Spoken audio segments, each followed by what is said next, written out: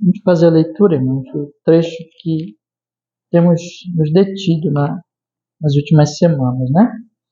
Daniel capítulo 9, nós vamos ler do versículo 24 até o final do capítulo, irmãos. Diz assim a palavra do Senhor: 70 semanas estão determinadas sobre o teu povo e sobre a tua santa cidade, para cessar a transgressão e para expiar a iniquidade, e trazer a justiça eterna, e selar a visão e a profecia, e para ungir o Santíssimo. Sabe e entende, desde a saída da ordem para restaurar e para edificar Jerusalém até o Messias, o príncipe, haverá 7 semanas e 62 semanas. As ruas e o muro se reedificarão, mas em tempos angustiosos. E depois de 62 semanas será cortado o Messias, mas não para si mesmo. E o povo do príncipe que há de vir destruirá a cidade e o santuário, e o seu fim será como uma inundação. E até o fim haverá guerra, e estão determinadas as assolações.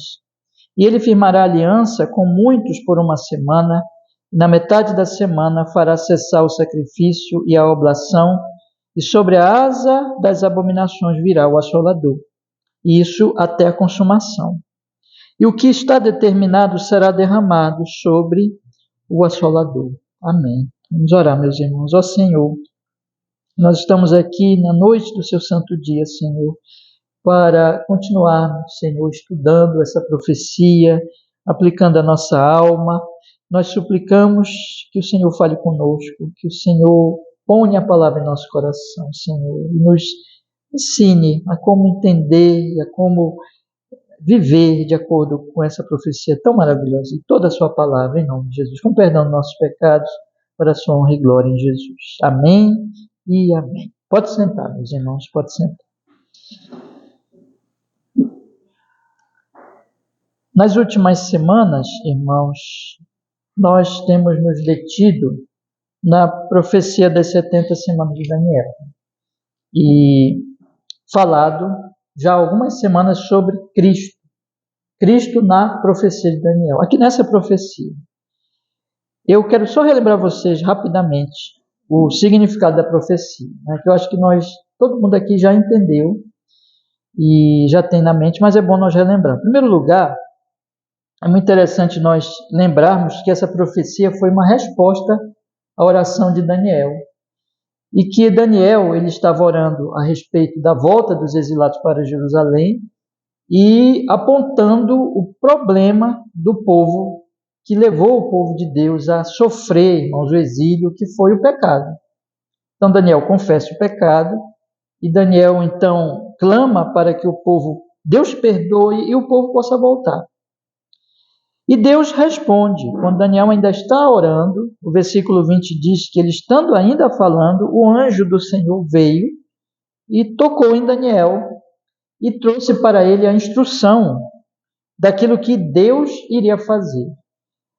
A resposta de Deus, irmãos, que está exatamente na profecia das 70 semanas, ela trata do pecado, ela mostra para Daniel que Deus ouviu a sua oração, que Deus iria perdoar o pecado do povo, que o povo iria voltar para Jerusalém, o templo seria restaurado, mas Deus ele mostra muito mais. Ele diz que ele iria dar uma solução definitiva para o pecado, porque, na verdade, o povo pecava e Deus perdoava, aí eles voltavam para a terra, e isso voltava a pecar de novo, e assim estava sendo um contínuo na antiga aliança, porque a antiga aliança ela não era definitiva, ela não resolvia o problema do pecado, mas Deus mostra aqui como realmente ele iria resolver esse grande problema, esse grande mal que é o pecado. Então nós observamos que o Senhor diz no versículo 24 exatamente isso, irmãos. Quando o anjo já começa a entrar na profecia, ele diz: 70 semanas estão determinadas sobre o teu povo e sobre a tua santa cidade para cessar a transgressão. Então veja, para cessar a transgressão, para dar fim aos pecados e para expiar a iniquidade, para trazer justiça eterna, para selar a profecia e para ungir o Santíssimo. Então, observe que Deus ele estava dizendo assim, olha, no período de 70 semanas, desde a tua oração, haverá 70 semanas, e nessas 70 semanas, então, até o final delas, eu vou resolver o problema do pecado. Aí nós vimos, irmãos, que essas 70 semanas são 70 semanas de anos, daria então 490 anos, mas não são literais, porque as profecias elas são assim, elas não apresentam tudo que Deus vai fazer. Deus mostra uma parte, mas deixa uma parte oculta.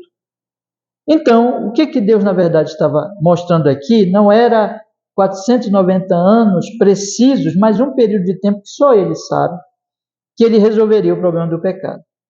E Ele faria isso exatamente na divisão dessas semanas. Aí nós temos a primeira parte aqui, que diz que desde a saída da ordem para restaurar e para edificar Jerusalém até o Messias, haverá 7 semanas e 62 semanas. Então, 7 semanas primeiro, restauração de Jerusalém.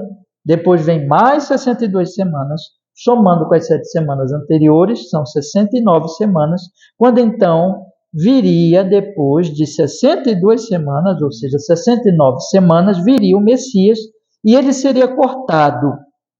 Haveria, logo depois do Messias, a destruição do santuário, esse mesmo santuário que seria restaurado, Jerusalém seria restaurada, o santuário seria restaurado naquelas primeiras 7 semanas, mas depois de 69 semanas, quando o Messias viesse, o templo seria destruído, a cidade seria destruída novamente. Isso aconteceu logo após a morte de Jesus. Tudo se cumpriu. Jesus veio, Jesus morreu, Jesus foi cortado. No ano 70, algumas décadas após então a morte de Jesus, veio o exército romano, entrou em Jerusalém, destruiu o templo e foi uma grande tragédia. E aí, irmãos, o versículo 27 diz, além da informação de que Jesus seria cortado, seria morto, mas nos mostra também que nessa última semana, exatamente a semana 70, ele, Jesus, firmaria uma aliança com muitos por uma semana, e na metade da semana ele faria cessar o sacrifício. Essa aliança aqui é a nova aliança. Então veja que a antiga aliança, que era uma aliança muito cheia de ritual, de sacrifício, de animais sendo mortos, do templo ali, uma coisa muito física, as partes do templo, os dias específicos, todo dia tinha sacrifício, mas tinha dias especiais, tinha um dia especial que era o dia da expiação, em que o sacerdote, somente ele, o sumo sacerdote, entrava no lugar mais santo do templo para oferecer um sacrifício. Mas tudo isso o Messias cessaria com a nova aliança. Essa aliança que ele faz com muitos que são os eleitos, que são a igreja, que é o povo de Deus, e ele então faria cessar esse sacrifício. Mas Jesus acrescenta, aliás, o anjo, né? Acrescenta na segunda metade do versículo 27, que sobre a asa das abominações virá o assolador. Ele volta a falar dos romanos e diz que asa das abominações se refere ao pináculo do templo, que esses romanos iriam derrubar o templo, desde o pináculo iriam destruir o templo. Jesus disse que não sobraria pedra sobre pedra, lá na Mateus capítulo 24. E aí então, meus irmãos, viria, e isso até a consumação, viria lendo de novo aqui, né? Sobre a asa das abominações virá o assolador, e isso até a consumação, o que está determinado será derramado sobre o assolador. Então nós temos, irmãos, que isso tudo já aconteceu. Nós estamos aqui, ó, ano 2026, Jesus já veio, ano 70 o templo foi destruído, mas a profecia fala assim, que na metade da semana ele faria cessar o sacrifício. Na metade da semana é da semana 70, a primeira metade, e a outra metade da semana 70. São os nossos dias.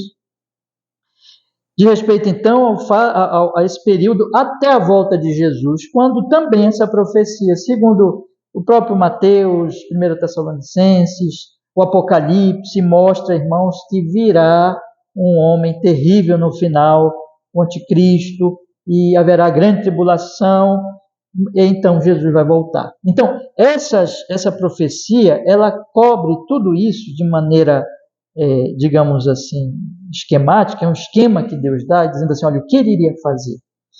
E existe um ponto aqui, irmãos, importante, no versículo 24, quando diz, eu já falei isso aqui, que ele iria selar a visão e a profecia. Isso se refere exatamente ao cumprimento da profecia. Então nós temos aqui que a profecia já se cumpriu em muitas partes, a parte da vinda de Jesus, a parte em que já cessou os sacrifícios, e nós estamos agora na nova aliança, mas ainda falta coisas a se cumprir. A volta de Jesus, o final dos tempos, e é isso que, portanto, a profecia está falando. Então veja, a profecia, ela é alguma coisa que eu tenho dito para vocês, não é simplesmente para nós ficarmos estudando com curiosidade, mas tem a ver com a nossa vida, com nossas semanas, com os nossos dias. Se nós cremos nessa profecia, evidentemente que ela vai fazer toda a diferença. E eu já citei aqui algumas aplicações, irmão, da profecia. Primeiro, com relação à oração. Aliás, antes disso, com relação à questão do pecado e como ela vem para solucionar o pecado. Aí então falei da oração. Voltei a falar da gravidade do pecado e como Deus ele trata o pecado com seriedade, que é o mal dos males. Mas nós, tem aí umas 2, 3 semanas, começamos a falar de Cristo nessa profecia, que é, evidentemente, o assunto mais importante. Não somente da profecia, mas de toda a Bíblia. A Bíblia fala de Jesus. Todo o propósito da Bíblia é revelar essa pessoa bendita que é Jesus Cristo. Então nós temos aqui Cristo o tempo todo na profecia. E aí eu já falei algumas coisas sobre Jesus para vocês nas últimas pregações. Primeiro, Cristo como...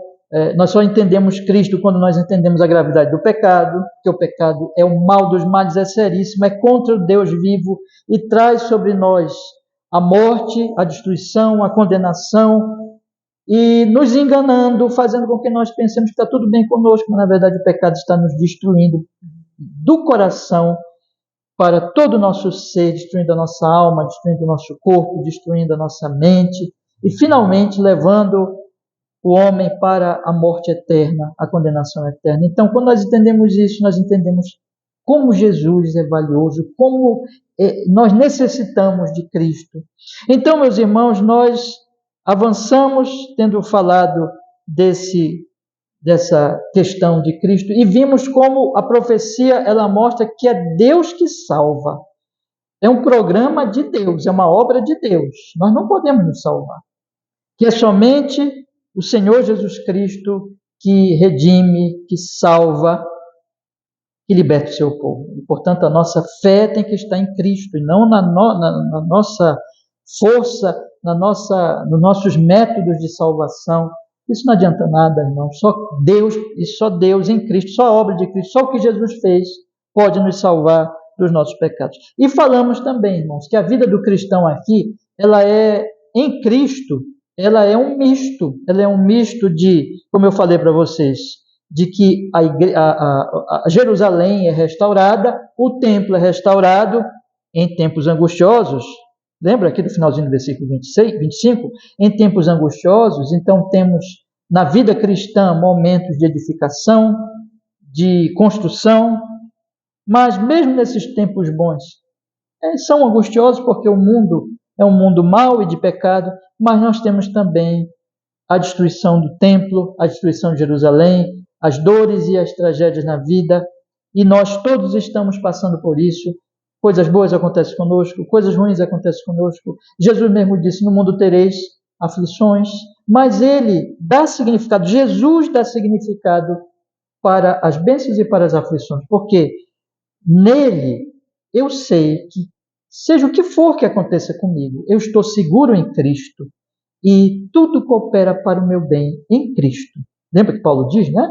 Aos que chamou, aos que predestinou, a estes chamou, aos que chamou, a estes justificou, aos que justificou, a estes glorificou. Um pouquinho antes, Paulo diz assim, olha, tudo coopera para o bem daqueles que amam a Deus, daqueles que são chamados segundo o seu propósito. Então, em Cristo, a minha aflição, ela é atenuada, existe consolo. E em Cristo, a minha alegria acha a alegria verdadeira em Cristo. Cristo dá sentido, seja para a aflição, seja para as alegrias, nós vamos passar por isso, mas em tudo, irmãos, Deus tem um propósito. E finalmente, meus irmãos, semana passada eu mostrei para vocês a relação de Cristo com os poderes humanos, porque o texto fala muito aqui de poderes, de governos, ainda que não cite, mas se refere ao rei da Pérsia, Ciro, que foi aquele homem tão importante para a volta dos exilados. Ainda que não cite, porque ainda nem tinha acontecido, fala aqui do Império Romano, que seria exatamente esse império que mataria Jesus, que perseguiria o próprio Cristo, mataria Jesus, impulsionado pelos judeus, e destruiria o templo. E fala, porém, meus irmãos, que esses poderes, ainda que fossem hostis e perseguissem o povo de Deus, Deus também se utilizaria deles para que o seu povo fosse, de alguma forma, abençoado e ajudado, como no próprio caso de Ciro, e como eu citei para vocês aqui semana passada, a chamada paz romana, que na época de Jesus nasceu no período preciso, importante ali, exatamente para que o evangelho pudesse se espalhar, porque Roma dominava tudo e existia uma paz romana, onde tinha ali comunicação entre as nações e o evangelho se espalhou. Então, meus irmãos, Deus, ele usa os poderes, mas a salvação não vem do poder, a salvação vem de Cristo. E eu falei algumas coisas aqui, irmãos, para nós, a Bíblia nos ensina a nós confiarmos em Cristo e não em poderes, ainda que Deus possa usar na sua providência esses poderes, como eu acabei de dizer, e que a nossa relação com o poder não é de fé, nossa fé é apenas em Jesus, e que a nossa relação com o poder deve ser de obediência e oração, conforme Romanos capítulo 13, conforme 1 Timóteo capítulo 2, e nunca de fé e esperança nos poderes. E disse para vocês semana passada que a igreja de Cristo não precisa, para crescer e para realizar a sua obra, que é uma obra espiritual, que é uma obra nos corações, não precisa de poder dos homens. Jesus disse que o crescimento do evangelho, o crescimento do reino de Deus é no coração. Então, falei aqui algumas coisas importantes, irmãos, orientações bíblicas, sobre como Jesus também nos dá, nos ilumina sobre a nossa relação com os governos, com os poderes. E é algo tão importante em nossos próprios dias. Mas, irmãos, hoje eu quero continuar, e eu estou fazendo assim um estudo, eu até pensei em falar esses assuntos só numa mensagem, mas a gente tem falado várias coisas, e eu acho que eu vou falar só de mais um assunto. Se der tempo eu já entro no outro assunto, porque eu tenho duas coisas ainda para falar a respeito de Cristo na profecia. Primeiro, Cristo, meus irmãos, em relação aqui, como a palavra de Deus, ela vai mostrar para nós aqui, Cristo e a relação dele com a antiga aliança. O texto ele destaca muito isso aqui no versículo 27, quando ele diz assim, e ele firmará aliança com muitos por uma semana. Tá? Então, vou falar desse assunto agora. Mas eu quero falar também de Cristo, se der tempo eu já falo hoje, senão a gente deixa para a semana que vem, de Cristo e o futuro, porque essa profecia está falando do futuro. E está falando do futuro tanto de Daniel, que Daniel, imagine, Daniel viveu centenas de anos antes dessas coisas acontecerem, e nós estamos aqui depois de tanta coisa já ter se cumprido, mas nós continuamos olhando para o futuro. Então, Cristo e o futuro. Cristo e a antiga aliança, e Cristo e o futuro. Esses dois assuntos que eu quero falar ainda, irmãos, sobre Cristo nessa profecia. Bom, eu convido vocês a lerem comigo o versículo 26 e o versículo 27, e eu quero destacar, meus irmãos, algumas coisas importantes aqui para nós percebermos, fundamentais. Veja o que o texto diz, versículo 26. E depois das 62 semanas será cortado o Messias, mas não para si mesmo. Que é uma expressão até difícil de entender, essa expressão, não para si mesmo. E nós não vamos deter muito nessa dificuldade, mas eu creio que ela será compreendida na medida que nós entendermos os outros aspectos aqui, os outros assuntos. Então vamos nos deter mais nesses aspectos. Veja, a primeira coisa que eu chamo a atenção de vocês é que a palavra de Deus diz que esse Messias seria cortado. Esse Messias morreria. a morte de Jesus, o sacrifício de Jesus é alguma coisa muito destacada nas Sagradas Escrituras. Desde o livro de Gênesis, e por todo o Antigo Testamento, você vai ver a questão da morte do Messias sendo prometida, prefigurada, demonstrada em vários eventos, em várias instituições. No Gênesis 3,15, todo mundo atende de cor Gênesis 3,15? Eu falo tanto de Gênesis 3,15, eu acho que vocês têm de cor, né? O que diz? Deus disse para a serpente, né? Porém, inimizade entre ti e a mulher, entre o seu descendente e o teu descendente. Este, o descendente da mulher, te ferirá na cabeça, né? Mas tu ferirás o calcanhar. Sabe que a serpente é perigosíssima, né? Porque onde é que ela morde? Calcanhar. A pessoa às vezes vai andando desprevenida, né? Onde tem serpente, e aí ela dá o bote. Então o texto lá de Gênesis 3,15 já diz assim, olha, a serpente vai morder, a serpente vai ferir, a serpente vai realizar um ataque mortal. Mas, ao mesmo tempo que diz que a serpente vai morder, diz que o mordido vai pisar na cabeça da serpente. Então nós temos aqui, irmãos, que haverá um sofrimento neste Messias, mas é exatamente o sofrimento desse Messias que vai trazer a libertação da serpente. Porque a serpente morde, mas o Messias vence a serpente, esmagando a cabeça dela. Porque, como eu já ouvi até alguém comentar, né? Uma coisa é ser mordido no calcanhar. Outra coisa muito pior é ter a cabeça esmagada. O texto ele está apontando que o Messias venceria a serpente, mas seria com sofrimento, seria com morte. E aí você entra no Antigo Testamento e você vê o Antigo Testamento banhado de sangue, irmãos. Desde o início, desde ali dos primeiros capítulos já, você tem o Abel oferecendo sacrifício sangrento e o Caim oferecendo os frutos, e Deus aceita o sacrifício sangrento e rejeita o sacrifício dos frutos.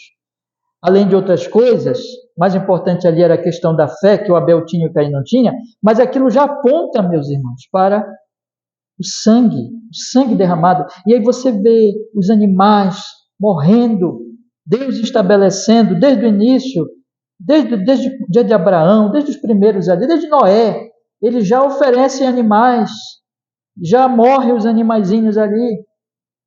E assim é com Abraão, assim é com todos os outros, e até chegar nos sacrifícios estabelecidos na lei cerimonial através de Moisés, que Deus estabelece várias e várias cerimônias da antiga lei,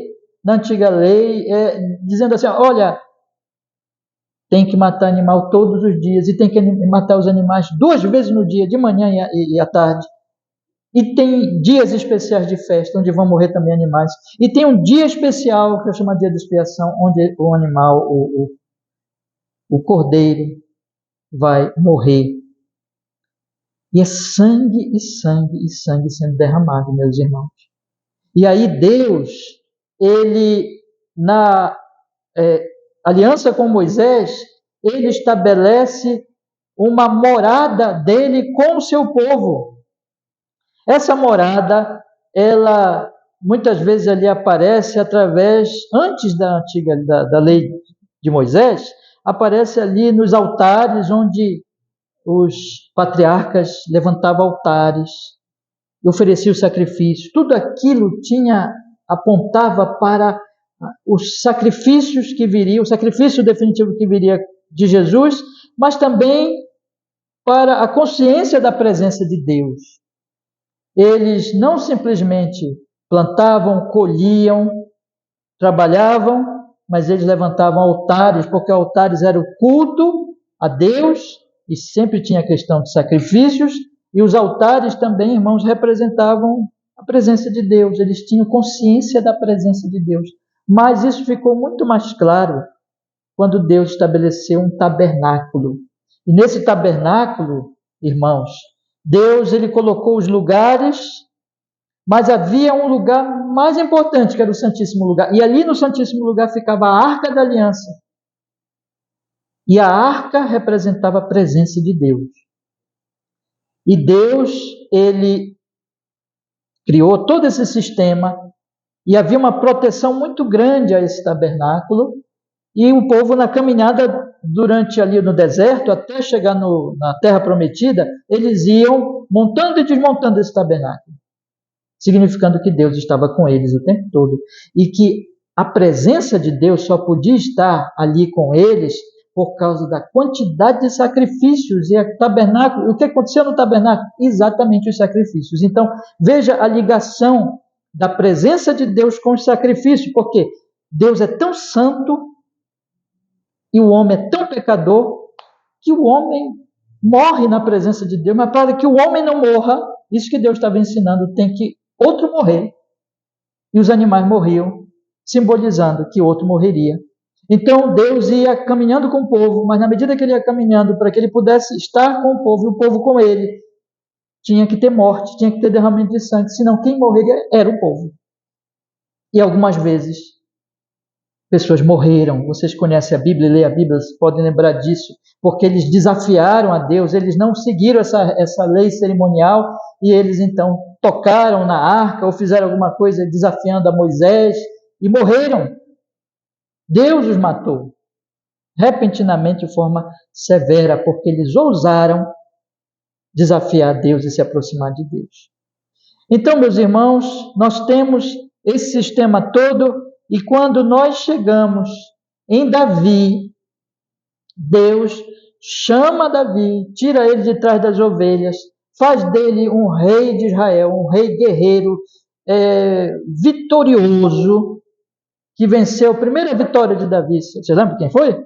Golias, né? Golias, venceu Golias, que estava desafiando o povo de Deus, e ele ainda um jovenzinho, um franzino, foi lá, venceu Golias em nome do Senhor, e Deus estava chamando esse rapazinho para ser rei de Israel, um rei vitorioso, e ele então, de fato, foi um período glorioso para Israel, em que Davi venceu, mas Deus prometeu para Davi, Davi, nunca se deixará de ter um descendente teu no trono.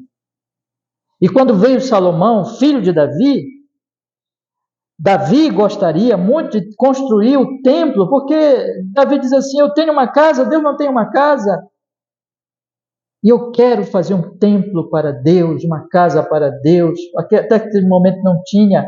Então, meus irmãos, Davi leva isso para Deus, mas Deus diz, não, tu não farás. Quem fará será o teu filho, Salomão. E aí então, Davi fica velhinho, morre, e Salomão assume o cargo de rei, e finalmente ele faz o templo, e o templo é belíssimo, e a palavra de Deus fala ali no livro de 1 Reis, e vai contando em outras partes das Escrituras, como Deus, quando o templo foi construído, o templo foi ali preparado, Deus veio habitar naquele lugar, veio uma fumaça, e os sacerdotes não podiam entrar, e Deus veio habitar ali. E o que acontecia no templo, meus irmãos? Veja, a presença de Deus, assim como no tabernáculo agora está no templo, a Arca da Aliança está ali naquele lugar agora, que não é mais móvel, mas é estabelecido. E o que acontecia no templo? Sacrifícios, sacrifícios, sacrifícios. E Deus, ele estabeleceu aquilo, e tudo aquilo, meus irmãos, todas esses eventos, essas profecias, esses símbolos, enfim, todos eles estavam apontando, bom, isso aqui não é definitivo. O Daniel aqui, ele está orando pela restauração do templo. Não é essa a oração dele? Ele diz, ó Senhor, o teu templo está destruído, a tua cidade está destruída, porque Daniel era a antiga aliança. Ele entende, ele crê, conforme a antiga aliança, que aquilo é simbólico, simboliza a presença de Deus, e eles estavam sem culto, eles estavam sem sacrifício, eles estavam espalhados. Então ele diz, isso não está bem, está muito ruim. Ó Senhor, restaura a antiga a antiga Jerusalém, restaura o templo. Ele está orando o tempo todo e Deus ouve, irmãos, a oração de Daniel. Deus diz: sim, Daniel, eu vou restaurar. E Deus restaura Jerusalém, e Deus restaura o templo, e Deus restaura tudo de novo.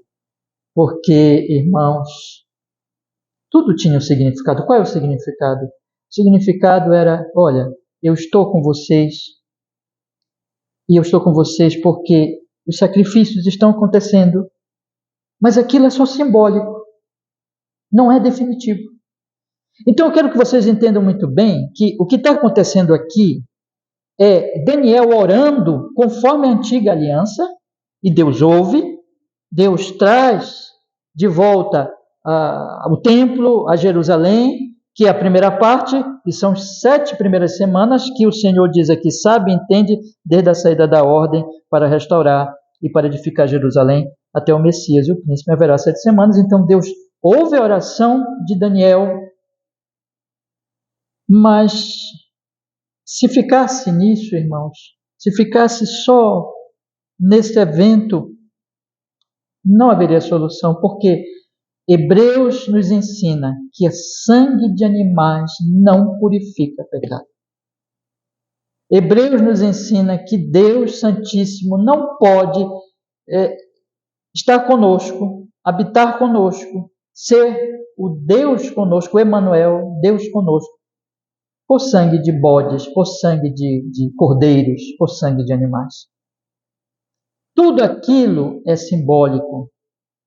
Então, Deus está dizendo aqui para Daniel, além de satisfazer o pedido de Daniel, porque Daniel era amado de Deus e Deus restaurou o templo, mas Deus estava dizendo: Daniel, tu precisas entender que isso tem que acabar e que virá um tempo muito melhor, onde não será mais necessário sangue de animais, onde não será mais necessário o templo, onde não será mais necessário um tabernáculo. Isso vai desaparecer, isso vai se encerrar, porque finalmente tudo aquilo que está simbolizado no templo, no sacrifício, no tabernáculo, vai acontecer, vai se concretizar. E isso através do Messias cortado. Isso através do Messias que ele morre porque, exatamente cumprindo o que Deus disse lá em Gênesis 3,15, prometendo o sangue, a morte de alguém que definitivamente viria para nos salvar, para trazer, como diz no versículo 24, o cessar da transgressão, o fim dos nossos pecados, a expiação de nossa iniquidade, a justiça eterna que nós tanto necessitamos, na presença desse Deus glorioso, desse Deus santíssimo. E o que Deus está revelando aqui para Daniel é o seguinte: quando isso acontecesse, quando esse Messias fosse cortado e fosse morto, eu mesmo, diz o Senhor aqui para Daniel, eu irei derrubar o templo. Eu irei destruir o templo. Isso que é maravilhoso, porque Deus está dizendo aqui, o templo que era tão importante, agora, com a vinda do Messias, teria perdido o seu sentido, a sua função. E eu vou fazer mais, diz Daniel, eu vou cessar os sacrifícios.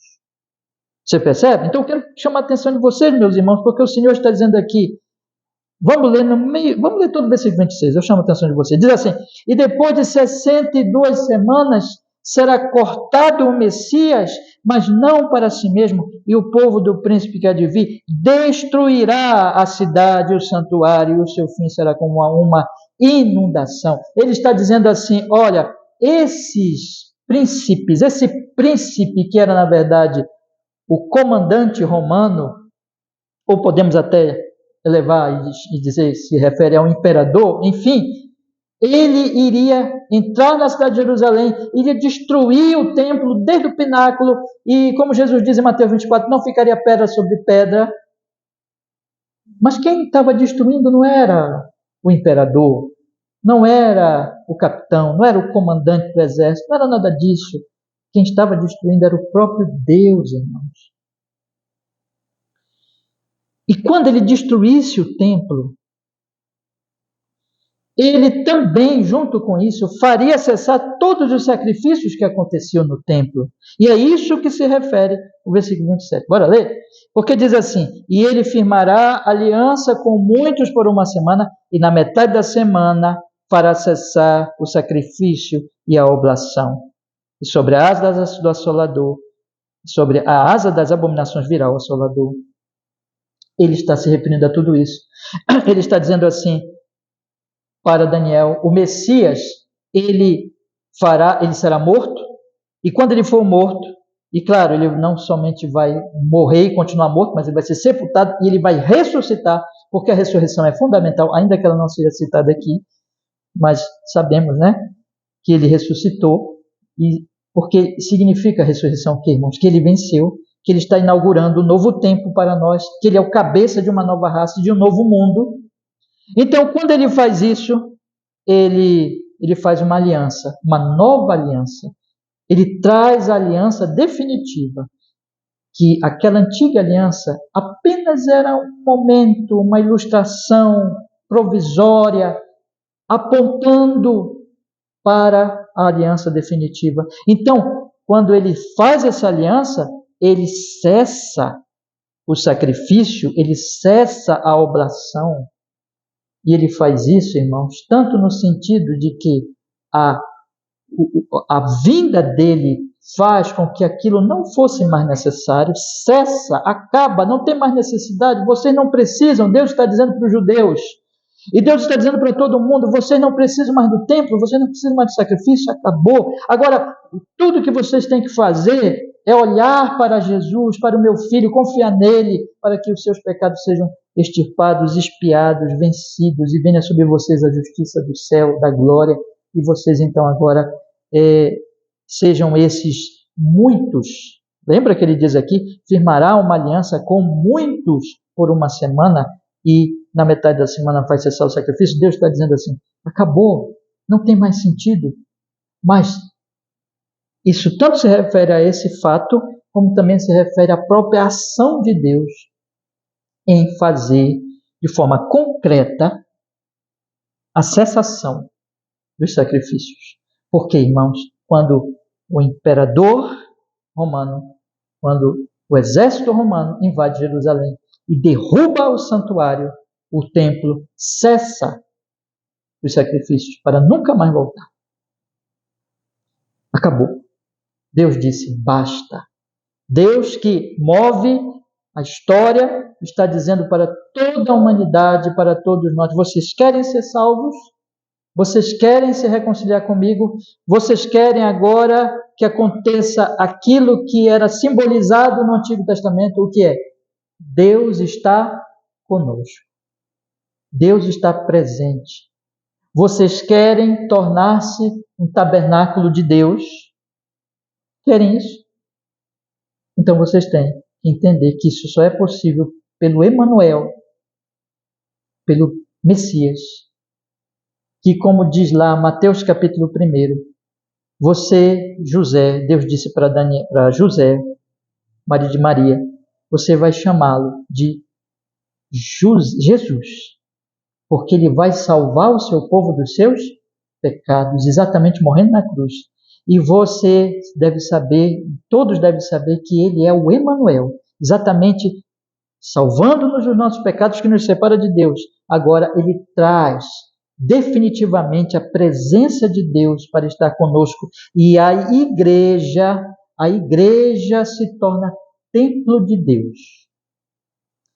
E aí, irmãos, acontece o que Jesus ensinou para a mulher samaritana, que era uma mulher que estava se aproximando de Deus, queria entender as coisas de Deus, mas tinha ainda pouco conhecimento.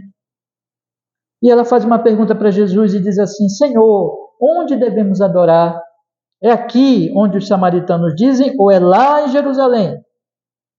E aí Jesus responde para ela: nem aqui nem lá, porque acabou. Mulher, em verdade te digo que o Pai, ele está à procura de adoradores que o adorem em espírito e em verdade. Agora é espiritual. agora é pelo Espírito Santo. Agora não importa mais lugar, não importa mais animais, não importa mais todo aquele sistema cerimonial. Agora, onde você se reúne com fé, com outros que têm a mesma fé, que amam a Cristo, que creem em Jesus, vocês estão adorando, Deus está presente com vocês, e vocês podem agora adorar Ele com toda a confiança, com toda a alegria, com toda a reverência, e Ele está presente com vocês, não somente no templo, não somente lá em Jerusalém, não apenas aqui em Samaria, em alguma região de Samaria, no monte que vocês dizem que é onde Ele deve estar, porque tinha essa disputa entre os judeus, né? Judeus e samaritanos. Não importa, isso acabou, agora esqueçam isso, entendam que onde vocês se reúnem com fé, ali está Deus presente. É o culto, irmãos. Meus queridos irmãos, o que nós estamos fazendo agora nessa noite aqui? Vejam, esse é um lugar simples, insignificante, não tem nada de espetaculoso aqui, né? Um lugar simples, é uma casa. E nós estamos fazendo o que aqui, meus irmãos? Poderíamos estar lá fora, poderíamos estar debaixo da árvore lá que tem ali na área externa, né? Não importa o lugar. Se nós cremos em Jesus, Deus habita em nós pelo Espírito Santo. E quando nós nos reunimos para adorá-lo, Deus está conosco por esse mesmo Espírito, porque o Messias foi cortado, o Messias morreu, nós estamos diante de Deus e Deus está conosco.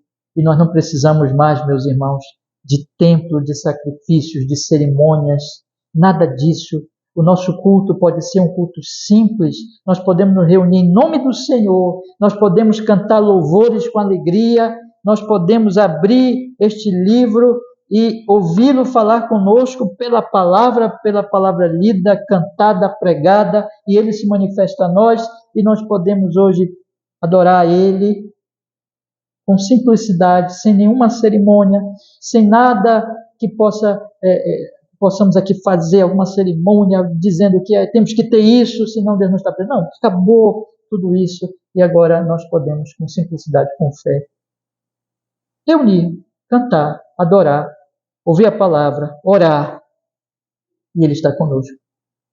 Se nós temos fé, se nós confiamos em Jesus, se o nosso coração crê, se o Espírito Santo habita em nós, se nós entendemos a verdade, acontece o culto. Esse é o momento mais importante, sabe, irmãos?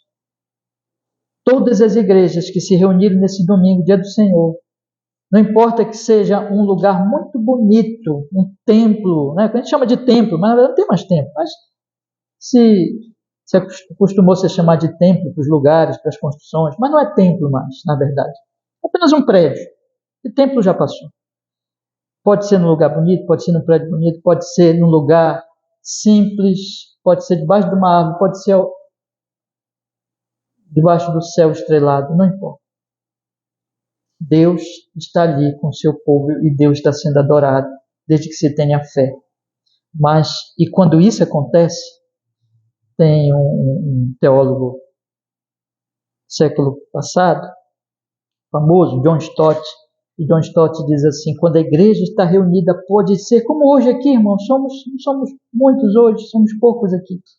Estamos nesse culto, mas quando a igreja está reunida diante do céu, diante da glória, diante de Deus, em adoração, juntamente com os santos anjos. Vocês lembram o que Isaías viu?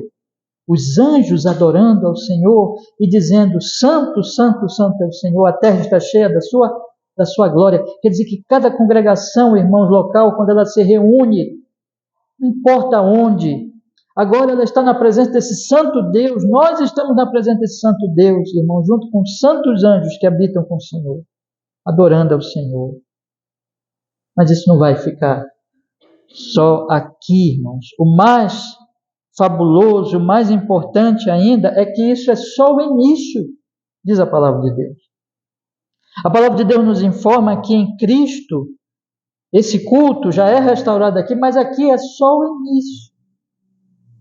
Haverá, então, um futuro, um culto eterno na cidade celestial, na Nova Jerusalém. Eu convido vocês agora, irmãos, abrindo comigo lá o Apocalipse, no capítulo de número 21, e é isso que a palavra de Deus ela está apontando para nós, meus irmãos amados. Veja, capítulo 21 de Apocalipse, a Escritura está então apontando para nós e dizendo assim: vejam o que Deus está fazendo. Vejam que aqui ainda não é o tudo, porque não pode ficar só aqui, nesse mundo de pecado.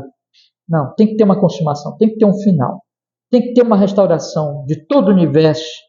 E quando Jesus voltar, isso vai acontecer. Vamos ler o capítulo 21 de Apocalipse, que diz assim: e vi um novo céu e uma nova terra, porque já o primeiro céu e a primeira terra passaram, e o mar já não existe. E eu, João, vi a santa cidade, a nova Jerusalém, que de Deus descia do céu, preparada como uma esposa adornada para o seu marido. E ouvi uma grande voz do céu que dizia: eis aqui, o que, irmãos? O tabernáculo. Sabe aquele tabernáculo? Aquilo era só um tipo do que vai acontecer aqui. Eis aqui o tabernáculo de Deus está com os homens, pois com eles habitará, e eles serão o seu povo, e o mesmo Deus estará com eles, e será o seu Deus. E Deus limpará dos seus olhos toda lágrima, e não haverá mais morte, nem pranto, nem clamor, nem dor, porque já as primeiras coisas são passadas. E o que estava sentado sobre o trono disse: eis que faço nova todas as coisas. E disse-me: escreve, porque estas palavras são verdadeiras e fiéis. E disse-me mais: está cumprido, eu sou o alfa e o ômega, o princípio e o fim. E ele diz agora, olha o convite do Evangelho. Quem quer? Você quer essa bênção? Você quer se aproximar de Deus? Você quer ter comunhão com Deus? E você quer estar um dia lá com Ele? Então venha. A quem quer que tiver sede, de graça lhe darei da fonte da água da vida. A salvação é pela graça. Basta você olhar para Jesus com fé, confiar nos méritos de Cristo, arrepender-se dos seus pecados. E de graça, essa fonte, irmãos, essa água da vida será dada a você gratuitamente. Quem vencer, versículo 7, herdará todas estas coisas. E o que o texto diz aí, meus irmãos? Preste bem atenção nisso. E eu serei seu Deus, e ele será meu filho.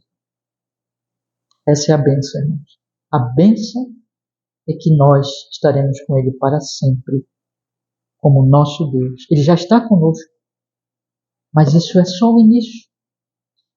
Mas a palavra de Deus também nos previne, não é?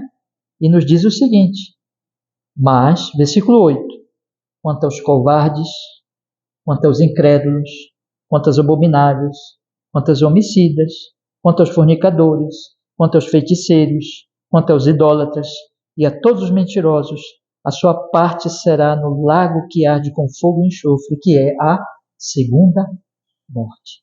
Ele está dizendo aqui: eu tenho meu povo, são aqueles que creem, são aqueles que vêm e bebem da água da vida gratuitamente, mas aqueles que são covardes, tímidos. Covardes e tímidos não é uma timidez, a pessoa é tímida, não gosta tem dificuldade de falar com os outros, tem dificuldade de se relacionar com, não é dessa timidez. Timidez, covardia aqui é que a pessoa prefere agradar os homens e este mundo do que crer no Senhor. Ela é uma covarde. Ela vive apenas para agradar os homens, para agradar esse tempo de pecado. Esses covardes, que são os incrédulos, esses abomináveis, esses homicidas, aí cita vários pecados, eles não têm parte nessa cidade. Mas todos aqueles que, sendo pecadores, se arrependerem dos seus pecados e de graça virem com fé e beber dessa água gratuita, estarão lá com o Senhor. Porque quem salva é Jesus. Quem foi cortado, por isso que teve que ser cortado, por isso que teve que derramar o seu sangue, por isso que teve que morrer, porque ele carregou a ira de Deus que era sobre nós, nossos pecados. Todo aquele que crê em Jesus estará com ele para sempre. É isso, meus irmãos, a mensagem do Evangelho. A mensagem do Evangelho, portanto, diz assim para nós que a religião verdadeira é a do coração, é a da fé, é do arrependimento, é daquele que confia em Cristo com seu coração e não precisa de cerimônias mais. E aqui, meus irmãos, eu preciso, já indo para o final da nossa mensagem dessa noite, dizer para vocês que há uma questão importante aqui, voltando lá já para Daniel, que é em relação ao povo de Deus, os judeus. Meus irmãos, Jesus veio cumprindo todas as promessas e eles tinham o Antigo Testamento. Israel como nação, o povo judaico como nação, tendo todo o Antigo Testamento, tendo todos os tipos das profecias que se cumpriram em Jesus, eles não creram, irmãos. Eles não creram. Eles rejeitaram Jesus. Eles foram, a sua liderança religiosa foi diante de Pilatos e disse: esse é um falso Messias, mata esse homem.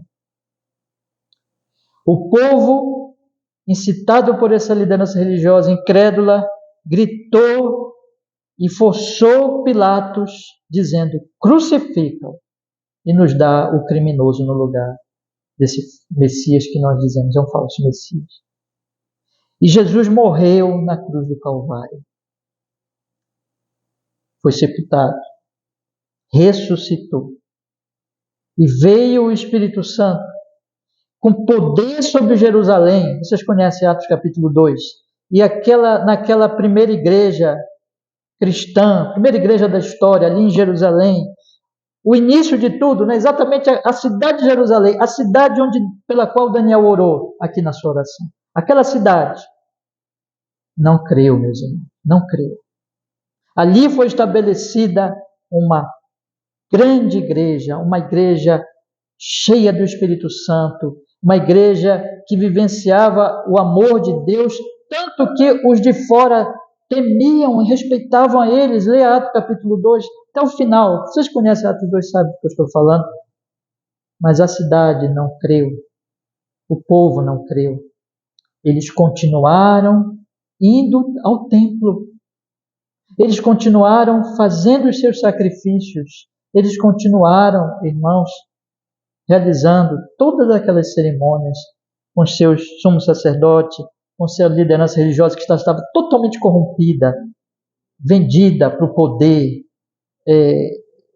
ladrões, criminosos. Eles continuaram com toda aquela sua religião cerimonial, porque eles rejeitaram o Messias. E a carta aos Hebreus é escrita para prevenir os cristãos que estavam sendo tentados, judeus cristãos, que tinham deixado todo aquele sistema cerimonial, que não iam mais oferecer sacrifícios, e que agora criam em Jesus. A carta aos Hebreus é escrita porque eles estavam sendo tentados a voltar ao cerimonialismo judaico, a voltar ao templo, a voltar aos sacrifícios. Porque, irmãos, aquilo era muito conveniente, visto que aquilo, como eu já disse na pregação anterior, era apoiado pelo poder, enquanto que os cristãos começaram a ser cada vez mais difamados e perseguidos e enfrentaram grande dificuldade, tanto da parte de judeus como da parte dos próprios romanos. E muitos, como você conhece também, leia Hebreus, diz lá que eles sofreram o roubo dos seus bens, eles estavam passando grande dificuldade. Então eles estavam sendo muito tentados a voltar ao sistema cerimonial. E tanto por essas dificuldades como pela própria tentação do sistema cerimonial, né? A religião estabelecida, a religião gloriosa, um templo bonito, e todo aquele cerimonial, as festas, e toda aquela religião pomposa, e eles estavam sendo tentados quer saber de uma coisa? Eu estou cansado desse Cristo, eu estou cansado desse Evangelho, eu vou para a religião bela, gloriosa deste mundo. E aí Hebreus diz assim: não façam isso, porque se vocês fizerem isso, vocês vão deixar a verdadeira glória, o verdadeiro tabernáculo nos céus, o verdadeiro cordeiro, o verdadeiro sacrifício. Vocês vão deixar tudo. Deus não estará com vocês. Ainda que vocês tenham templo, ainda que vocês tenham cerimônia, ainda que vocês tenham todas essas coisas, vocês vão deixar a simples religião, né, do Evangelho, onde você se reúne nas casas, onde você não precisa mais de sacrifício, onde tudo é tão simples agora. Pode parecer que vocês estão com vantagem, mas vocês vão ter deixado a verdadeira glória, vocês vão ter deixado a verdadeira beleza, a verdadeira riqueza que é espiritual, que é a da adoração em espírito e em verdade. E vocês, no final das contas, não terão nada.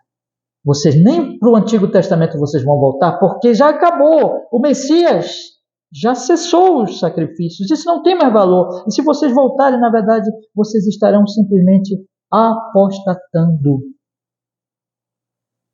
se desviando definitivamente do Evangelho. E Hebreus diz que se vocês fizerem isso, vocês estarão pisando no sangue de Jesus, e não haverá mais sacrifícios para vocês, a não ser a expectação da terrível ira de Deus, porque sem Jesus não há salvação. Então, cuidado, diz Hebreus, para que vocês não voltem à religião bela, gloriosa dos homens, deixando a simplicidade do Evangelho de Jesus, da religião da fé, do arrependimento, do amor a Deus, da humildade, do culto simples, mas que é o culto verdadeiro diante de Deus e junto com os santos anjos do céu.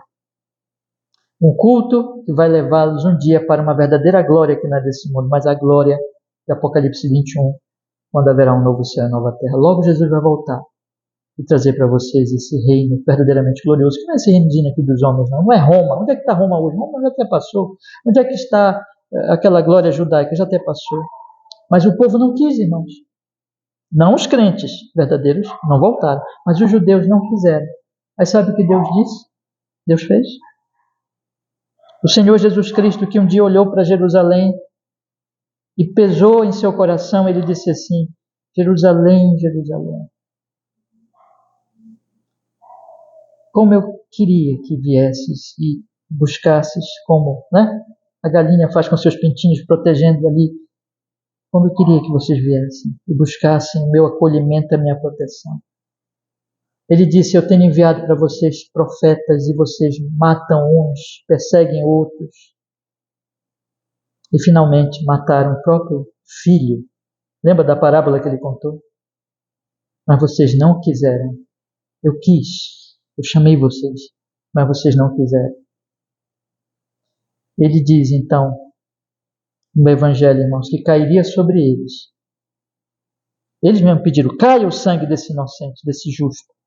Caiu sobre eles esse sangue, irmãos.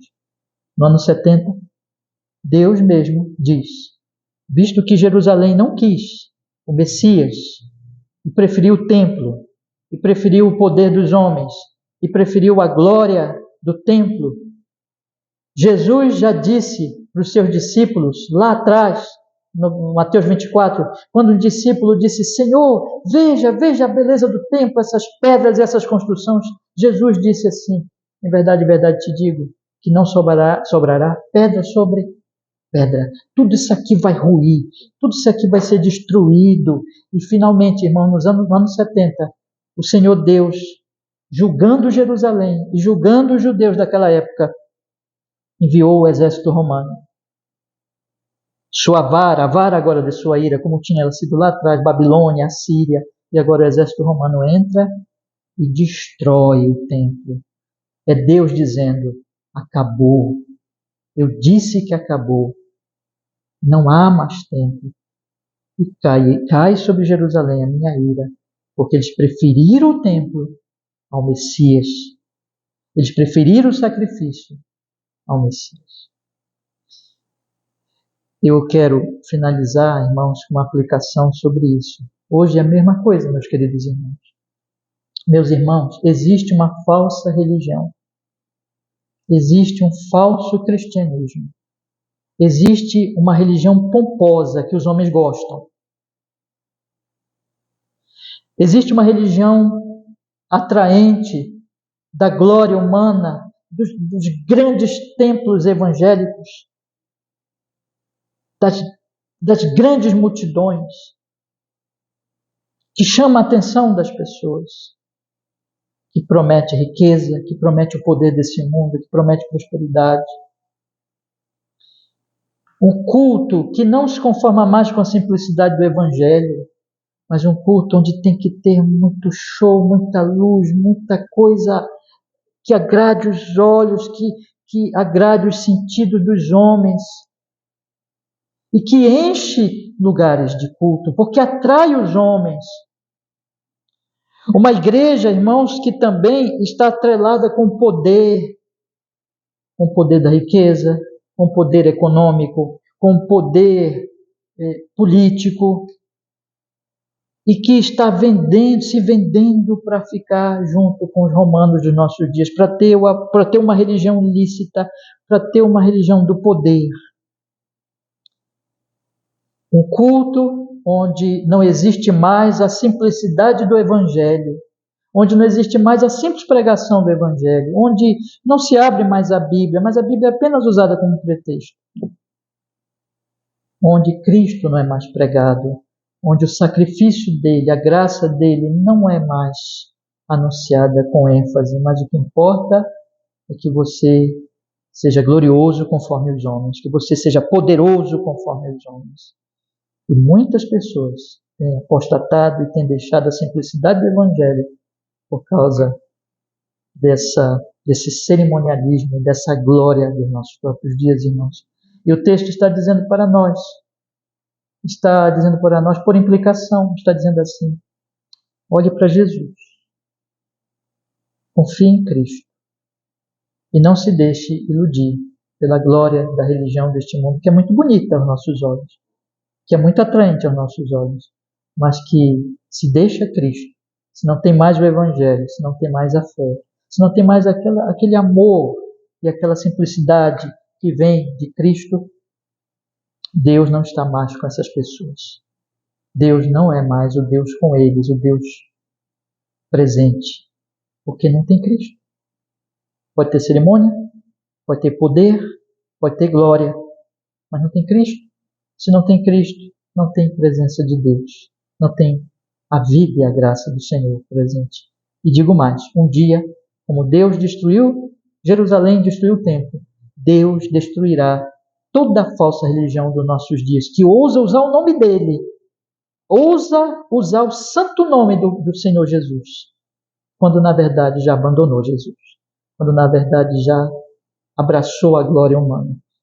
Deus está dizendo, por esse texto, também por implicação, meus irmãos, que ele destruirá toda a falsa religião, todo o espetáculo humano que tem abandonado a simplicidade do Evangelho de Jesus.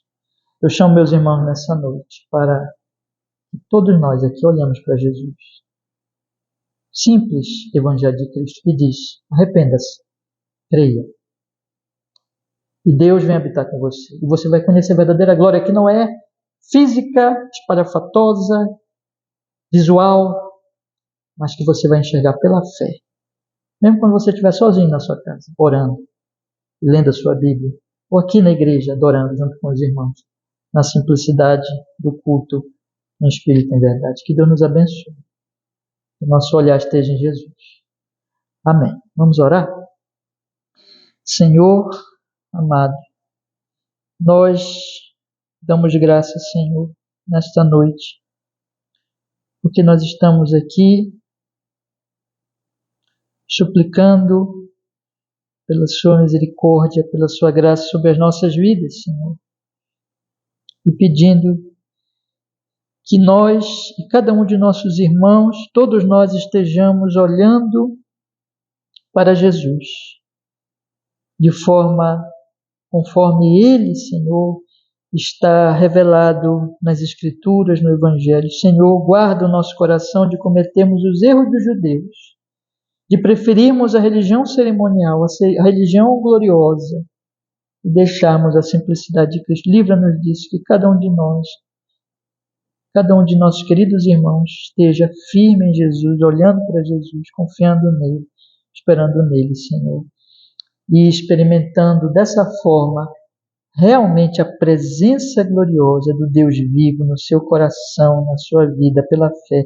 Que o nosso culto, Senhor, que o nosso culto e o culto das demais igrejas, Senhor, seja um culto verdadeiro, que o Senhor restaure Jerusalém, restaure Sião, não como era nos tempos da antiga aliança, Senhor, mas como a nova aliança, restaurando o culto verdadeiramente glorioso, o culto conforme o Evangelho, onde as pessoas realmente te amem, te sirvam, te adorem, Senhor, olhando tão somente para Jesus e não confiando na glória, no poder, nas cerimônias humanas.